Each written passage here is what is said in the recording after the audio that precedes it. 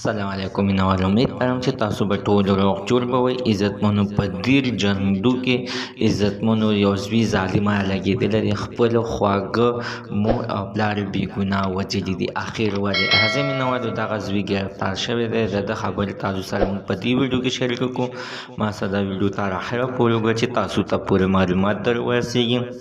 د دې معلومات نه مخکې اول زه تاسو ته دا یادګي نه وکړم تاسو کو چې زموږ په دې سوپر کلک چینل کې نوي وئ، چینل هم نوي سبسکرایب کړئ. مهرباني وکړئ تاسو زموږ د سوپر کلک چینل ته سره سبسکرایب کړئ، خوا کې ورسره د ټلۍ نشان ووهئ چې هره یوه نوې معلوماتي ویډیو تاسو ته په اسانۍ باندې در ورسېږي.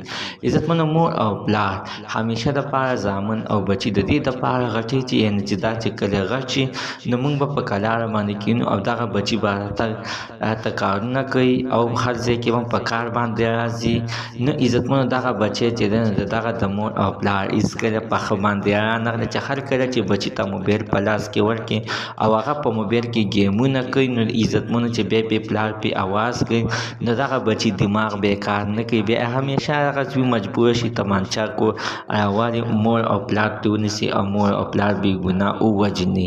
عزتمنو زموږ د دې ویډیو مقصد همدا ده چې خپل ماشومان د موبایلونو نه او خاص د گیمونو نه لرې وساتئ. خدای مکه الله مکه داسې حادثه به درته مخې ته درته ودرېږي. عزتمنو په دغه واقع باندې ډېر سخت خفه یو ځکه عزتمنو چې د یو زوی راپاسي او مور او پلار وژني. یو زوی د مور او د پلار په مخ کې اوچتې خبرې نشو کولی، په اوچت اواز خبرې نشو کولی. نو عزتمنو دغه زوی ظالم لګېدلی دی، خپل مور او پلار یې بېګناه وژلي دي، غټ ظلم او زیاتی یې کړی دی. باید چې د ده ته دې سزا ورکړی شي، دا دې معاف نه کړي چې دغه د مور په زړه کې بیا هم دومره تاسو د مرګ په ټیم کې هم پولیسو ته ویلي دي چې دا زما یعنې دا نه ده پیښ شوی، ده ته هېڅ هم مه وایئ، دا زما د طرفه آزاد دی.